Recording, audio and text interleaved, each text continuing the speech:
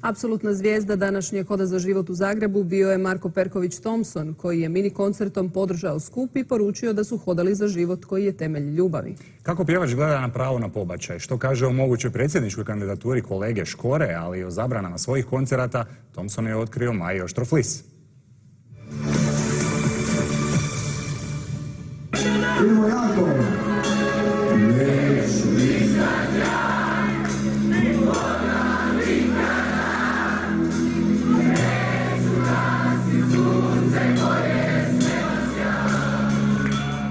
Gospodine Perković, dobar dan, evo, Hod za život.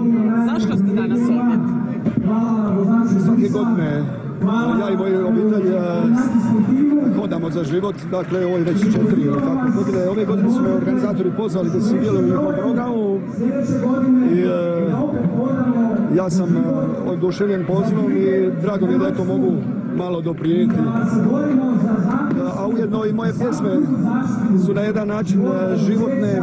Rekli ste na pozornici da ste prijatelj života, prijatelj naroda. Što to točno znači? Pa da, pozivati na život, dakle pozivati na nešto plemenito. Biti prijatelj života je biti prijatelj ljubavi, a život je jedan od temelja ljubavi. Dakle, sve je to nekako Bog povezao, a mi ljudi samo trebamo to pročitati. Kako biste vi regulirali to pitanje pobačaja da se vas pita? Pa ovako kako su rekli govornici, ovako kako ova inicijativa govori, dakle svi se slažemo sa svime što je rečeno. Mislim da je suvišno da ja sad do detalj pojašnjam. Znači, stajalište Hoda za život je vaše stajalište. Tako je.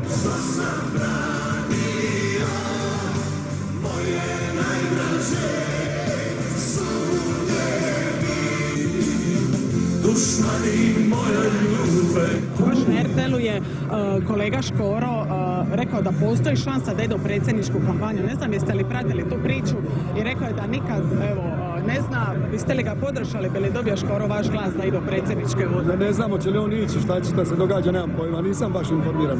Ali dobro, glasali bi za Škoru? Pa ne znam, nemam pojma o čemu se radi, volio bi malo to sve vidjeti. Ozbiljna je stvar, politika i bavljenje politikom, to nije, ali vidit ćemo šta se događa.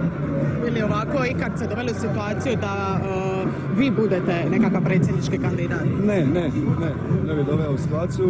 Dakle, čovjek mora znati gdje su mu granice. Dakle, svi smo mi ograničeni na jedan način kroz... I budimo ono za što imamo dar. Ja sam glazbenik i osjećam da imam poziv i biti glazbenik i po meni je to blagoslov Božji. Ne bi u područja u kojem se ne snalazi baš dobro ili kojem se ne bi snalazio.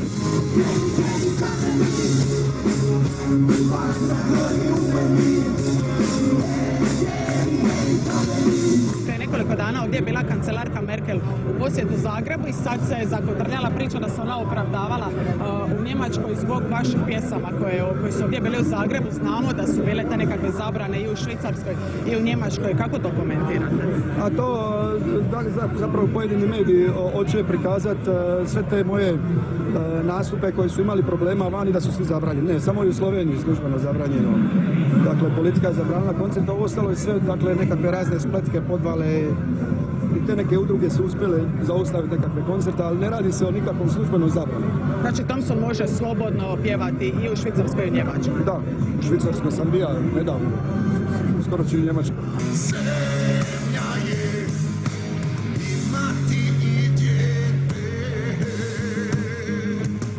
Ćemo vas možda vidjeti u Slonu ili u Glini?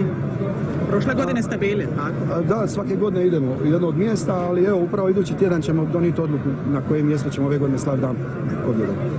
Hvala puno i hvala na razgovoru. Hvala.